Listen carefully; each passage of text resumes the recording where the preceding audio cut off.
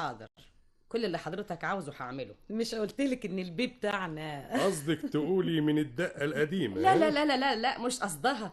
هي تقصد ان الواحد لما يكون عنده حاجة حلوة يحب يحافظ عليها. والقماش لما تفصل بقى جميل خالص. ده هايل وعليكي جنان. الحقيقة اننا تقدمنا قوي في صنع الأقمشة.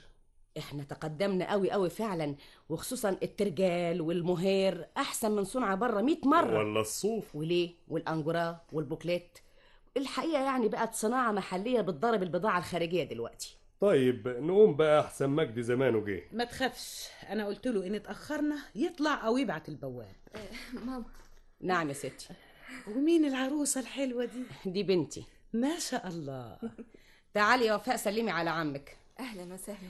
نجحت في الجامعة النهاردة. ما شاء الله ما شاء الله، ألف مبروك. الله يبارك زي ابني راخر نجح وخد البكالوريوس. مبروك. اهلا مبروك. وسهلا.